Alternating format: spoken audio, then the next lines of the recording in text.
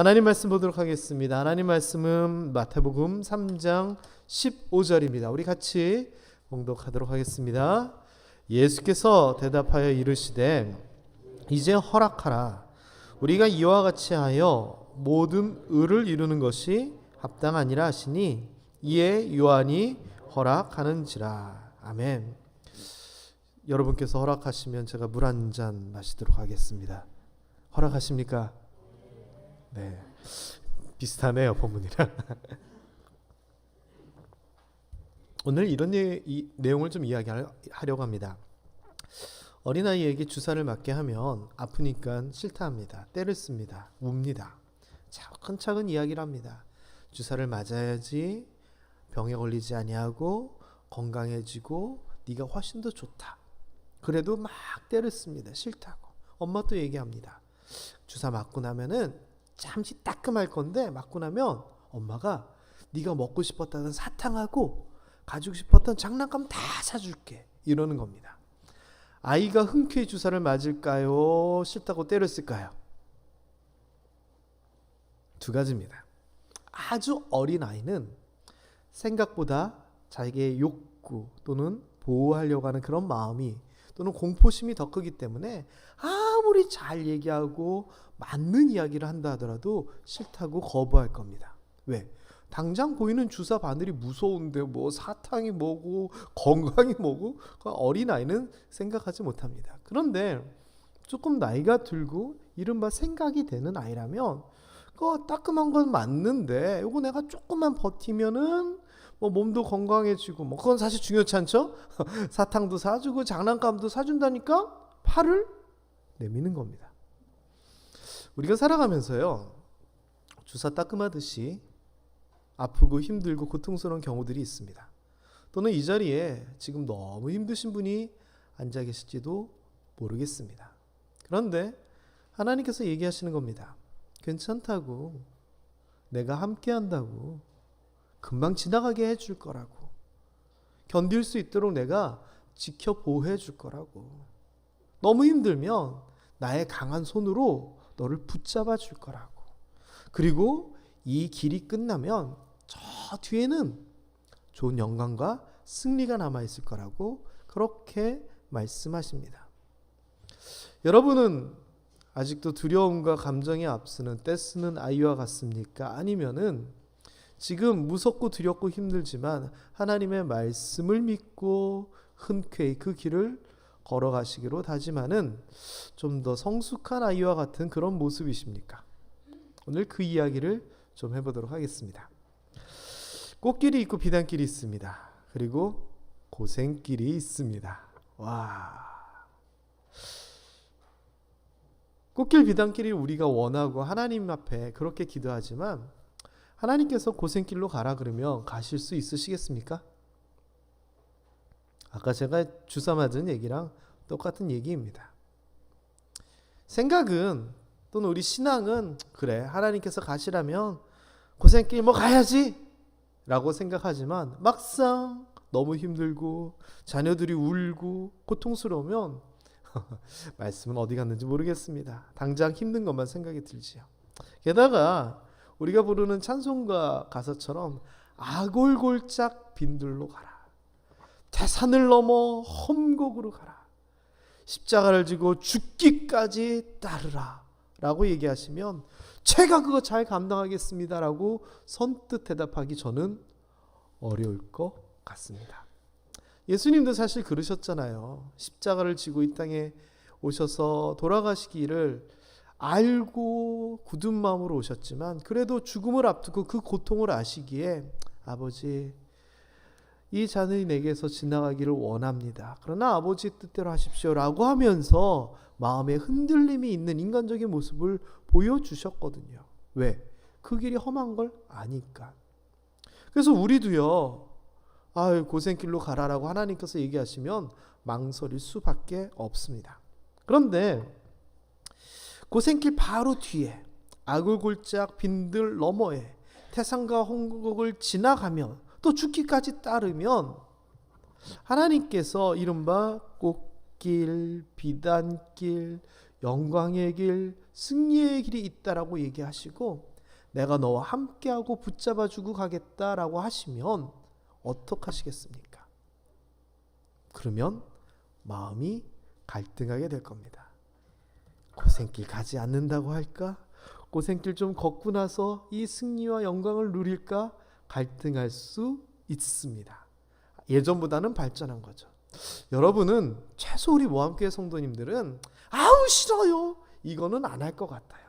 지금 생각을 하면서 어떻게 될지 고심하고 있는 최소한 그 정도인 것 같고, 또 지금 비록 이 고생길을 가고 있지만 진짜 굳건한 믿음으로 그런 것들은 다 뒤로 하고 하나님만 바라보고 열심히 나가고 있는 분들도 많을 것 같습니다.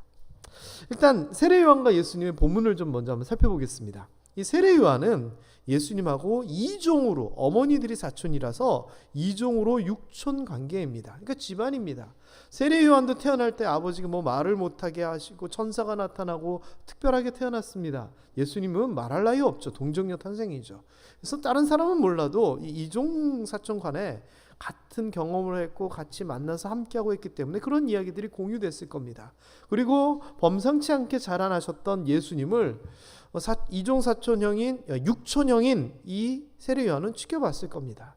게다가 메시아의 길을 준비하고 선포하던 이 세례요한은 예수님이 자기에게 나올 때 보라 세상죄를 지고 가는 하나님의 어린 양이로다라고 하면서 예수님께서 그 메시아로서 나아가심을 깨닫고 알게 됩니다.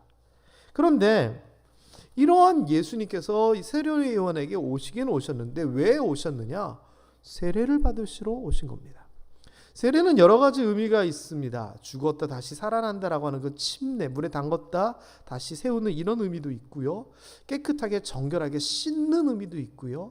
하나님의 거룩함이 인간에게 부여되는 그런 의미도 있습니다. 그런 신학적 의미를 떠나서 이 세례요한 시대에는 이 세례를 통하여서 회개, 부정한 것을 씻는 이런 것들이 굉장히 강했습니다. 그런데 내가 알고 있는 그 예수님, 게다가 하나님의 어린 양이 나를 통해서 죄악이 씻겨졌다라고 하는 선포되는 그 세례의식을 받으러 오셨다는 거? 이거는요 세례요한 입장에서는 굉장히 부담스러울 수밖에 없습니다. 생각해 보십시오.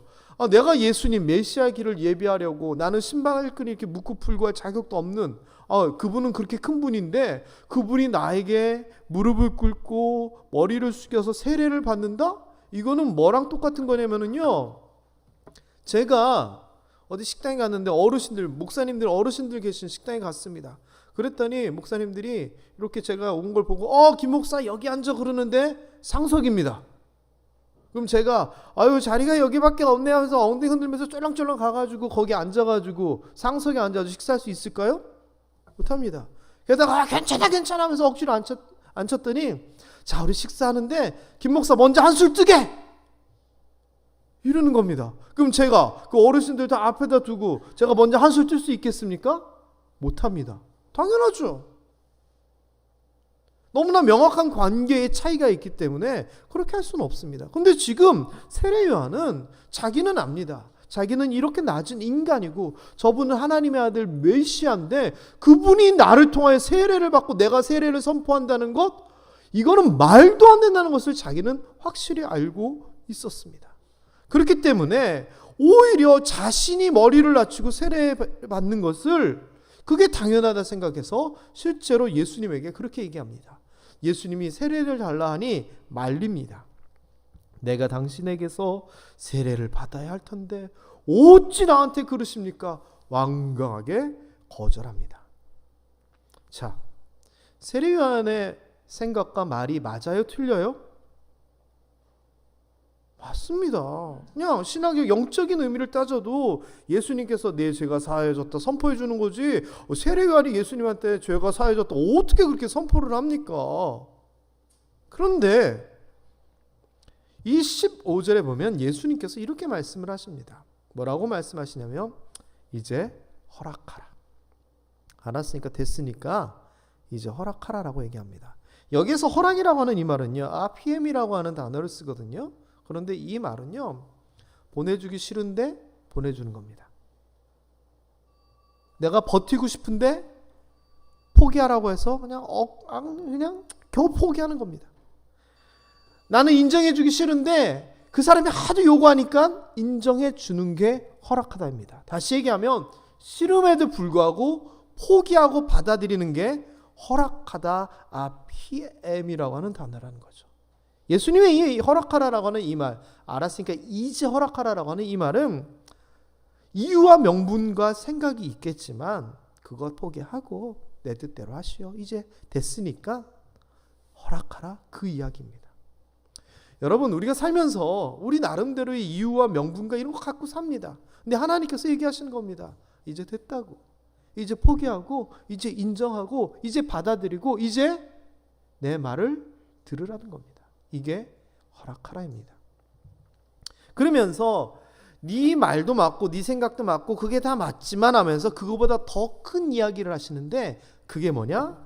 모든 의를 이루는 것. 이게 목적이니 네가 양보하고 포기하라는 겁니다. 이 여기서 말하는 모든 의는 뭔가요? 세례요한이 뭐하고 있습니까? 메시아를 기다리면서 회개와 천국을 소망하고 있습니다. 회개하여 천국에 이르는 것, 그게 뭡니까? 구원 아닙니까? 구원? 그 구원을 이루기 위하여 예수님의 사역이 시작되는 거니 인류를 향한 하나님의 구원의 목적, 저 높은 보좌를 버리시고 이 땅에 오신 예수님의 목적, 그리고 그 앞에서 그 모든 것이 이루어지기 위하여 광야에서 고생고생하며 외치고 있는 세례 요한의 목적, 거룩한 그 뜻들을 이루기 위하여 이제 네가 포기하라는 겁니다. 그러면서 하시는 얘기가 오늘 본문에 있는 합당하니라라고 하는 표현입니다. 네 생각도 있고 뭐 위아래가 있고 다 좋다. 그런데 이게 합당하다, 적절하다, 적당하다, 옳다, 맞다라고 하는 겁니다. 여러분, 우리가 살면서요, 어느 것이 합당한지를 살펴보아야 됩니다. 내가 이렇게 살아갈 때 뭐가 적절한지, 뭐가 딱 맞는지, 뭐가 옳은지, 뭐가 합당한지 살펴봐야 됩니다. 때로는 나는 꽃길과 비단길을 가고 싶은데 하나님께서 말씀하시는 겁니다. 이 길이 맞는 길이라고. 이 길로 가야지 제대로 간다고. 이 길 뒤에 좋은 길이 있다고 우리에게 고생길, 좁은 문, 가시밭길을 말씀하시면 그게 합당한 겁니다. 왜? 하나님이 오르시잖아요. 그런데 거기에서 하나님, 저는 고생하기도 싫고 발에 신발도 좀 얇고 무릎도 약하고 뭐 해가지고 하나님, 저는 그게 아닌 것 같아요. 아닙니다. 예수님이 요한에게 얘기한 것처럼 이제 허락하라. 모든 이 의를 이루기 위하여 이 길로 가는 것이 너에게 합당하다 하시면 우리는 순종해야 됩니다. 그렇기 때문에요, 그리스도인들이 때로는 어렵고 힘든 가운데서도 그것이 하나님의 뜻이라면 받아들이겠습니다라고 하나님 앞에 고백하는 것이 굉장히 중요합니다. 이게 성숙입니다. 하나님, 좋은 것 주세요. 하나님, 성공하게 해주세요. 하나님, 형통하게 해주세요도 어린 아이와 같이 우리가 얼마든지 할 수 있는 하나님을 향한 기도입니다. 그런데 성숙되는 기도는요, 내 뜻을 관철시키는 기도가 아니라 하나님의 뜻을 알고 하나님의 뜻대로 나아가고자 다짐하는 기도입니다. 하나님, 지금 어렵고 힘들지만 하나님께서 함께 하셔서 잘 이겨내게 하여 주시옵소서. 저는 이게 꽃길 비단길보다 더 좋은 기도인 것 같습니다. 예수님께서 세례 요한에게 그렇게 거절하는 또는 그 겸손의 모습보다는 하나님의 뜻을 이루기 위하여 자기의 의지를 포기하고 하나님의 일을 감당하라고 하신 이것은 오늘날 우리에게도 동일하게 적용되는 것 같습니다. 세례 요한의 거절과 겸손, 나의 이유와 생각과 환경 포기해야 됩니다. 하나님의 뜻, 나의 생각, 나의 의지, 목적이 아니라 하나님의 뜻을 향해서 나가는 것 역시 오늘날 우리에게 필요합니다. 세례 요한에게 이제 그만 됐으니 허락하라 하신 것처럼 이제 우리에게도 하나님께서 네 생각과 의지와 목적을 포기하고 하나님 말씀에 순종하는 것이, 그리고 이 모든 일들을 잘 감당하는 것이 필요하다고 말씀하고 계시지는 않는가요? 그래서 저는요, 우리가 신앙생활하면서 살아감에 있어서 이 감수와 감당이라고 하는 이 표현을 좀 알았으면 좋겠습니다. 그래서 이 표현이 자주 나왔으면 좋겠습니다. 하나님, 내가 이 일도 감수하겠습니다. 하나님, 이 상황도 제가 감당하겠습니다. 한문을 이제 살펴봤더니요, 감수는요, 이게 달다 할 자의 감입니다. 수는 받아들인다. 실제로는 어렵고 힘들고 고통스럽고 쓴 것이지만 하나님께서 감당하라 하시면 내가 달게 받아들이겠습니다라고 하는 겁니다. 그리고 이 감당이라고 하는 표현은, 감이라고 하는 것은 견디다라고 하는 표현입니다. 견딜 감, 당은 마땅히 당입니다.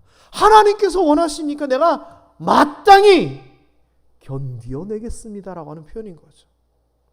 그래서 우리가요, 무슨 일이 생길 때, 어렵고 힘들 때 주여 도와주세요, 주여, 맞습니다, 해야 됩니다. 그러면서도 하나님의 뜻이라면 내가 달게 받아들이고 마땅히 감당하겠습니다.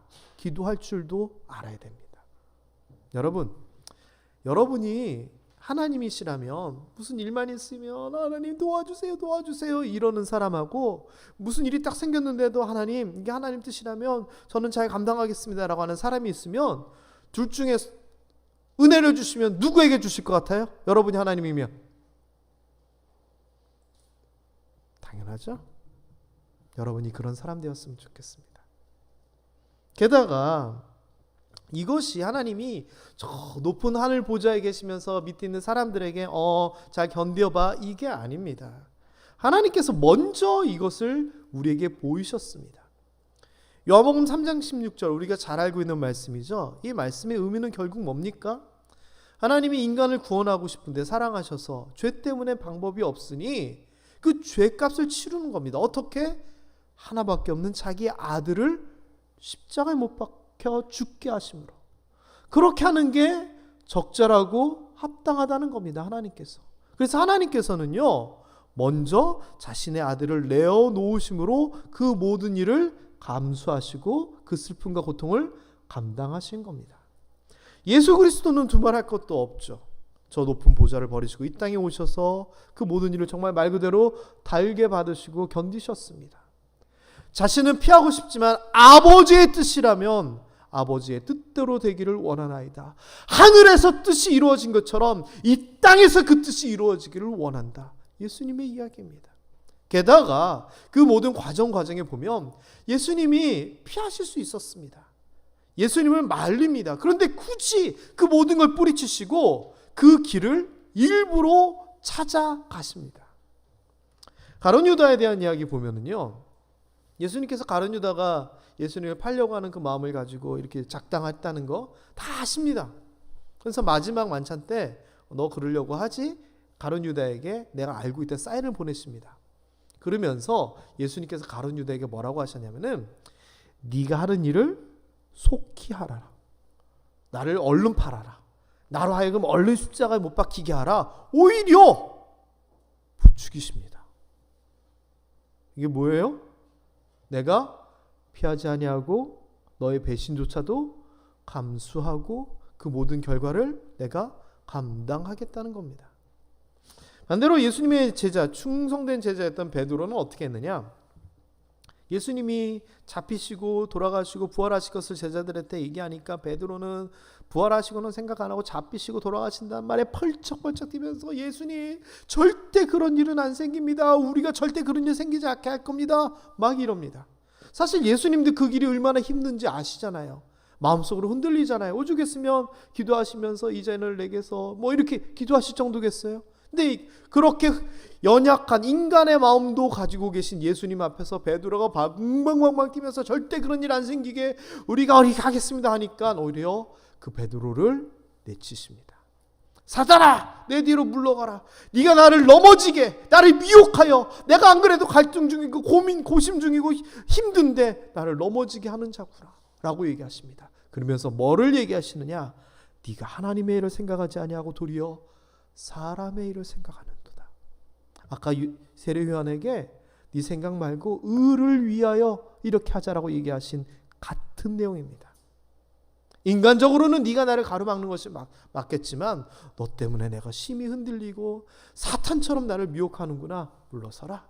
너는 사람의 일을 생각하는 거지만 나는 하나님의 일을 생각하면서 그 길을 걸어가겠다 얘기하시는 겁니다. 감수와 감당입니다. 게다가 이 베드로가 실제로 제사장들의 하인들이 예수님을 잡으러 왔을 때 잘 쓰지도 못하는 칼을 들어 말고라고 하는 하인의 귀를 자릅니다. 예수님께서 그 귀, 다른 성경에 보면 떨어진 귀를 붙여서 그를 치유해 주시면서 칼로 흥한 자는 칼로 망한다라고 말씀하셨죠. 여기 요한복음 18장에도요. 칼을 칼집에 꽂으면서 이렇게 얘기합니다. 아버지께서 주신 잔, 나에게 주신 그 잔을 내가 감수하고 감당하겠다. 그 얘기입니다. 왜? 그렇게 하는 것이 합당하고 옳고 적절하니까. 내 생각보다 하나님의 뜻, 작은 어떤 목적보다는 큰 대의를 생각하면서 모든 것을 감당하시고 나아가십니다. 사실 이럴 때 못 이기는 척 피하셨으면 그거 벗어날 수 있는데 절대 안 하시고 오히려 스스로 드러내셔서 잡혀가십니다. 나중에요. 요한복음 18장에 보면 빌라도에 대한 얘기가 나옵니다. 이 빌라도는 예수님께 호감을 가지고 있었습니다.